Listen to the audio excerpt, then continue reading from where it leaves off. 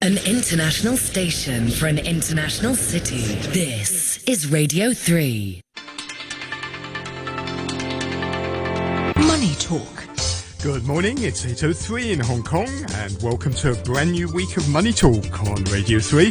This is Peter Lewis with the morning's business and finance headlines. The United States created more jobs than expected in November, and wages grew at a faster clip as the labour markets remain tight. Shanghai will scrap PCR testing requirements to enter outdoor public venues such as parks, as well as to ride public transport. Effective today, city authorities said yesterday, and Guangzhou, home to Alibaba Group, also announced on Sunday it will drop testing requirements for entry into most public venues, as well as for taking public transport. On Saturday, Shenzhen relaxed COVID-19 measures in the city. The EU has agreed among its member states to cap the price of Russian oil at $60 a barrel. The proposal needs to be approved by all 27 EU member states and then the group of 7 nations before the price cap can go into effect as planned later today.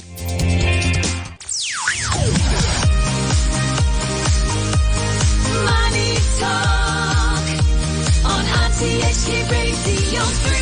Time's 8:24. On the phone from Shanghai is independent economist Andy Sher. Morning, Andy. Good morning, Peter.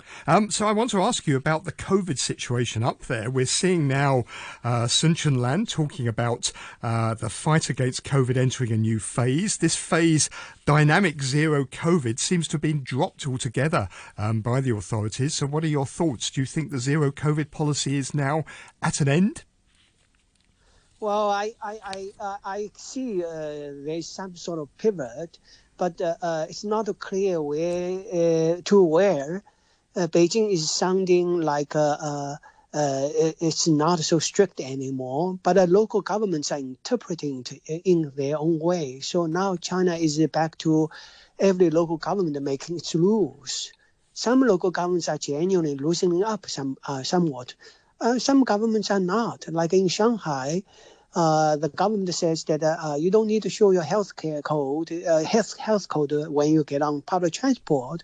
But if you get into a shopping mall or supermarket, you need to show 48-hour PCR test. That means that the rules have been tightened. It used to be 72 hours. And the lockdowns continue for buildings with only one case of close contact.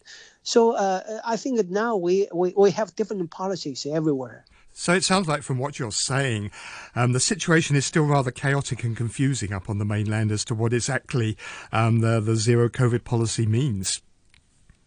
Yeah, Beijing is not saying that what you cannot do, what you can. So it's up to everybody. And so as the leader of a local government, you are betting your political future. You are betting your political future on this decision. You don't know what Beijing wants, right? If you have 10,000 cases and if you have 1,000 people showing up at the hospital, you don't know how Beijing is going to react. So what do you do? So, I mean, as this situation relaxes, the risk, of course, is that there's going to be a surge in cases on the mainland because the vaccination rate amongst the elderly is still quite low, the risk of maybe a growing number of deaths. What will Beijing do there? Do you think it will then backpedal on its pandemic policy change, or do you think it will stick with it? So that's the problem. There's inherent contradiction within this in this pivot. Local government officials understand that you cannot move from zero COVID to Sweden minus vaccine. Only in the stock market that people believe a story like that. So no, it's going to be complicated going forward. Unless Beijing initiates a vaccine campaign, at least for the elderly population, otherwise it's going to be really complicated. Well, the Wall Street Journal was reporting on Friday that that's exactly what Beijing is going to do. It's trying to go and get an elderly vaccination rate of about 90%. That's going to be pretty tough, isn't it? Well, the issue is that a local vaccine is not so effective, and people know that. So you can go through the motion and say, hey, everybody get a shot. People know this doesn't work. So if it works, you would have done this a long time ago. Well, that's Why the government always resort to zero COVID? Because it knew that the vaccine didn't work.